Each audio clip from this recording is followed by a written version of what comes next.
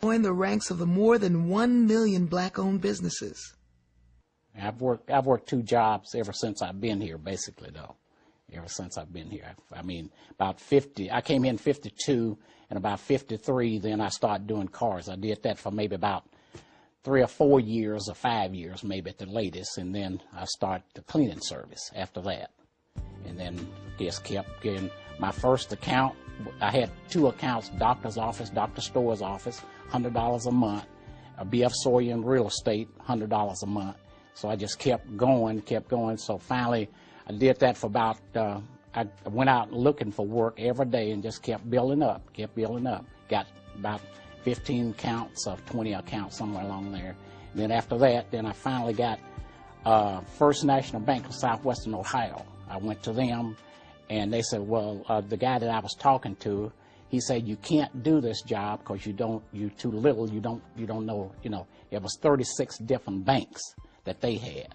And so finally, that went on for about a year, and I kept going to see them, warn them to death. So they finally said, okay, we're going to give you a trial. The guy said, it'll be your butt and mine if you mess it up. I said, well, just give me a trial. So they finally gave me a trial, and they was paying me about $17,000 a month for that job. Well, I worked too, as well as he did. But I didn't go really to work until about 62 outside the home. And I did all the paperwork. And for some reason, we didn't go to jail for tax fraud or anything like that. But it got to a point where we did have to get a CPA to do the big work. And I kept all the records, wrote the checks, and that kind of stuff, as well as worked and took care of the kids. There's a mold that they broke, and they'll never, there'll never be another Udell Hightower, okay?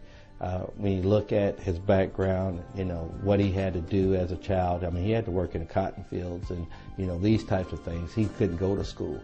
So, he's got a 6th grade education, and how he came in through the system was pure natural wit, okay? His ability to be a likable individual, but to work 18 to 24 hours a day. Being raised by a Baptist minister, and my grandparents, they instilled in us that you had to work for what you wanted. Nobody was going to give you anything.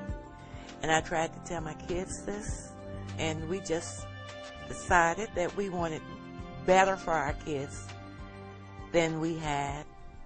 You would have buyers on the other side just literally dog you.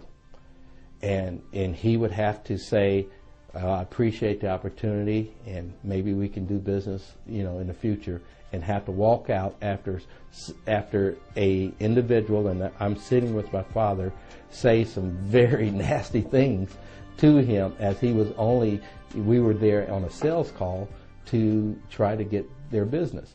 But what that taught me was you have to be humble, and there's always a tomorrow.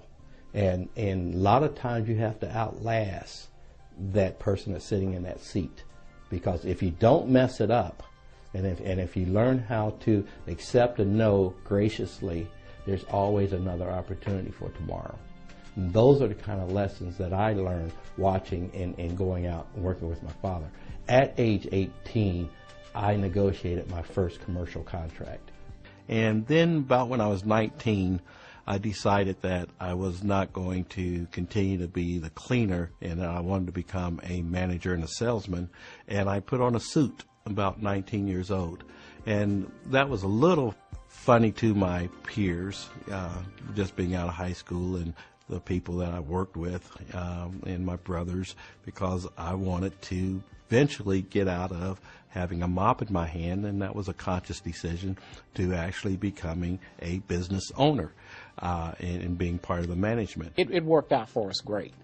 Had a great company. Then we had, at the end, about 30 years, we had a company came down from Cleveland, Ohio 4 times to buy our company. Met us out here at the Holiday Inn 4 different times to buy it. So every time he came down, he'd up the price. So we sold it to him. Then when we sold it to him, then me and Steve started the construction company. I wanted to be the boss when I wasn't the boss. And that's what I tell my kids now, is that nobody will make you the boss. You got to want to be the boss. And if you don't want to take on that leadership, you'll just continue to be a worker.